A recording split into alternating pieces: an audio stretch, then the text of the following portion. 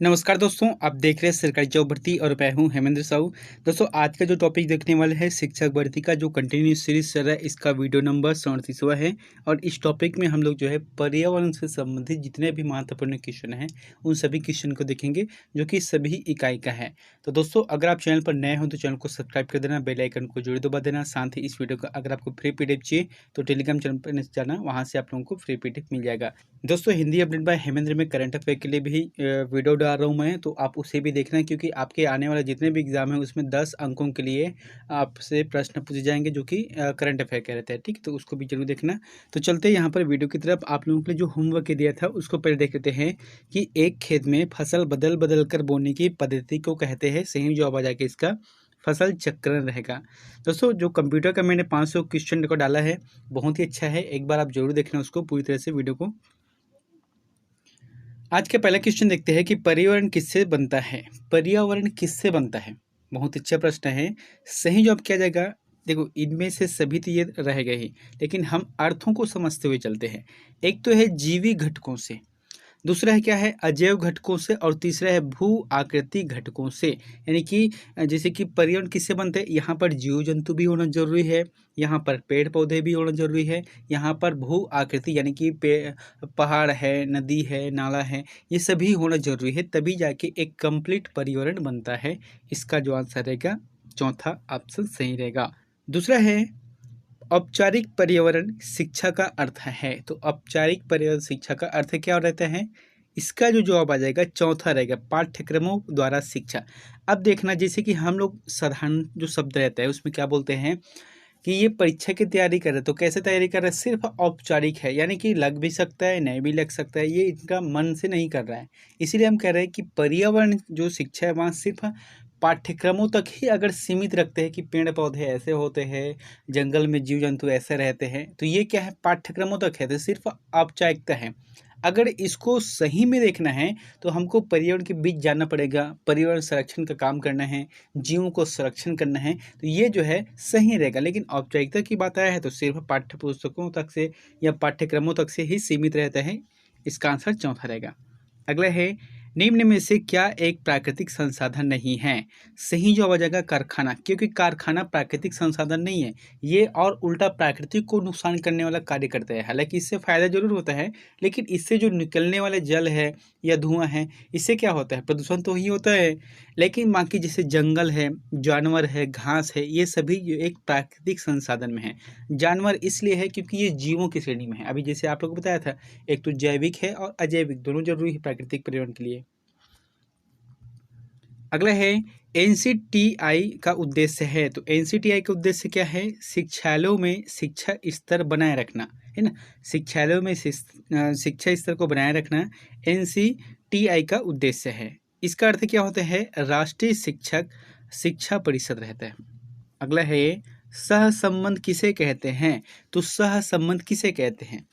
विभिन्न विषयों के पारस्परिक संबंध को, जैसे कि सहसंबंध का मतलब क्या होता है?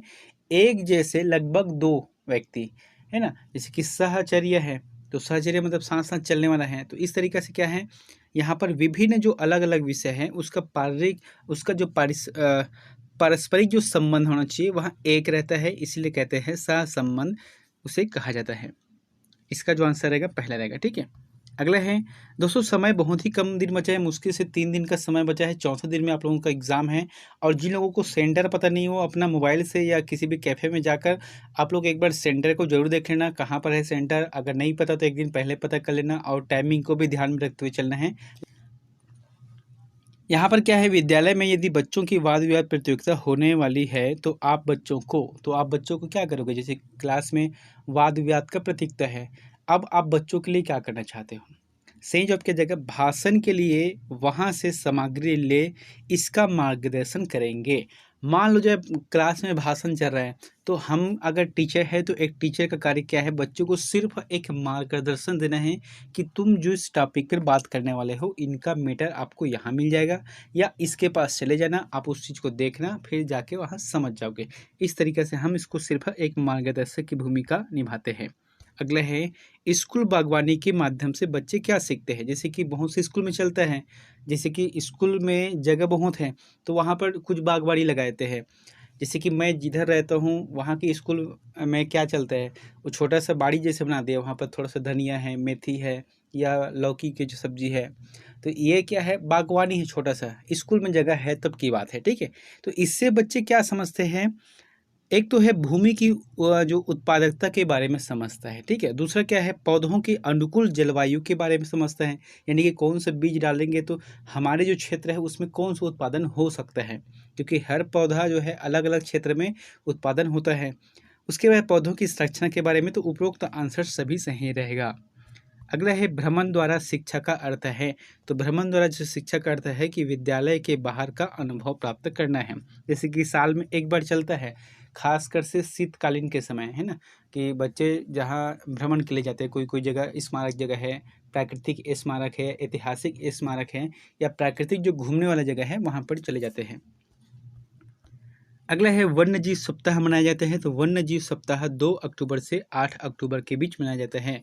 बुक में जो है 1 अक्टूबर से 7 अक्टूबर तक दिया रहता है कभी कभी बुक में, लेकिन सही जवाब है, आप गूगल में देखना, 2 अक्टूबर से 8 अक्टूबर के बीच में प्रतिवर्ष वन्य जीव सप्ताह मनाया जाता है। अगला है एकल परिवार से तात्पर्य है, तो एकल परिवार से क्या तात्पर्य है, सही जवाब आ जाएगा परिवार जिससे माता पिता एवं उनके बच्चे हो, ठीक है।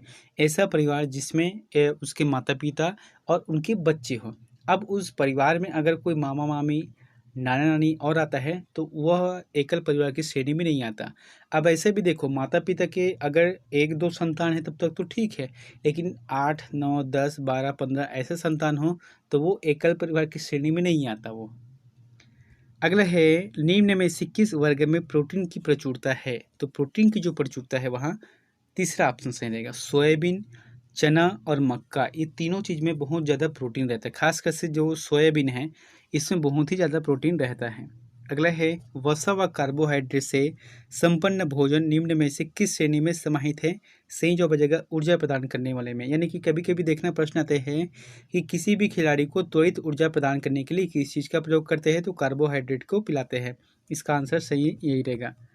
अगला है गन्ने में किस भाग से हम चीनी के क्रिस्टल प्राप्त कर सकते हैं, तो जो चीनी के जो क्रिस्टल है, यानी कि जैसे कि मिश्री, खासकर से मिश्री मच्छी, ठीक है, मिश्री कितने बड़े बड़े रहते हैं, क्रिस्टल जैसे रहते हैं, है ना, तो उसे हम प्राप्त कर सकते हैं। कहाँ से करते हैं, तो गन्ने के जो तने के रस से प्राप्त करते हैं। गन्ना जैसे कि ये गन्ना है, तो इसमें जो खाते हैं हम वो सभी तना है, इसमें ना बीज है ना पत्ती है, वो सिर्फ तना रहता है, ठीक है, न जड़ भी है।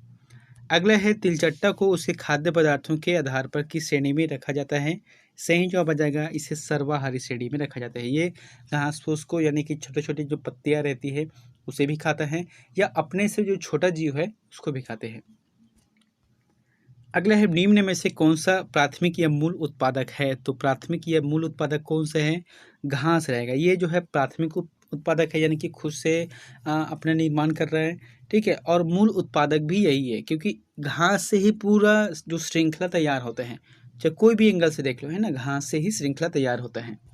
अगला है निम्न में कौन सी खाद्य श्रृंखला सही है, तो कौन सी खाद्य श्रृंखला सही आपको ये बताना है। सही जवाब क्या जाएगा, इसका तीसरा रहेगा, यानी कि उत्पादक, उपभोक्ता और अपघटक। उत्पादक का करता है, उसके बाद उसे उपभोग करते हैं, उसे खाते हैं, फिर जाके अपघटक होता है। तो इस तरीके से कंटिन्यू सीरीज चलता है।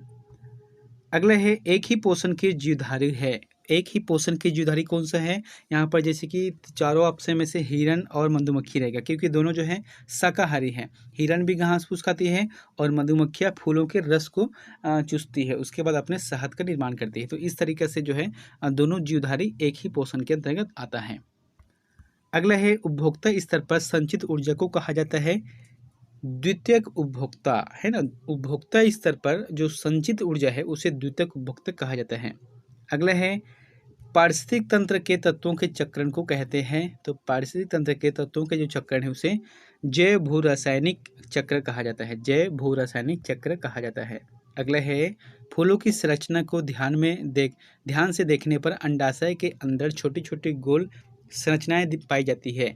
ये है, जैसे कि आप फूलों के पत्ती को देखें, ठीक है, जैसे कि ये फूलों की पत्ती है, उसमें एक ऐसा टाइप के कुछ निकला रहता है, या फिर इसमें जो है डॉट डॉट डॉट दाना दाना रहता है, यहाँ पर भी दाना दाना रहता है। तो ये क्या है, ये जो है बीजांड है, ठीक है, इसे बीजांड कहा जाता है। एक तो यहाँ पर रहता है या फिर यहाँ पर रहते हैं। ये जो है विज्ञान की भाषा में बीजांड है, लेकिन हम लोग क्या करते हैं सामान्य भाषा में इसे क्या बोलते हैं, पुंकेसर बोलते हैं, लेकिन ये है बीजांड है। अगला है पत्तियों द्वारा बनाया गया भोजन पौधों में किस रूप में संचित होता है। इसका जो जवाब आ जाएगा ग्लूकोज और शर्करा, ग्लूकोज और शर्करा के रूप में इस भोजन का संचय किया जाता है।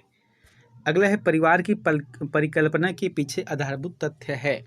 तो परिवार की जो परिकल्पना करना है तो उसके पीछे जो आधारभूत तथ्य रहते हैं वो क्या रहते हैं।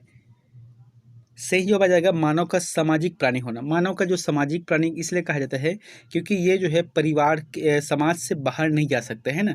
जो समाज रहता है, मानव समाज रहता है, हालांकि मानव समाज का अलग रूप है, तो उसमें से एक जन्म लेने वाला व्यक्ति बाहर नहीं जा सकता, जन्म से लेकर मृत्यु तक समाज में ही रहना पड़ता है। अगला है सेमिनार के आयोजन के अंतर्गत, क्या बोलोगे सेमिनार के आयोजन। मैंने आपको बताया था कई बार इस शब्द का प्रयोग किया जाए, खासकर से कॉलेजों में चलता है ठीक है। अब जैसे कि छोटे छोटे बच्चे वहाँ पर सेमिनार शब्द के उपयोग नहीं करते, हम लोग क्या करते हैं वाद विवाद या परिचर्चा शब्द उपयोग करते हैं।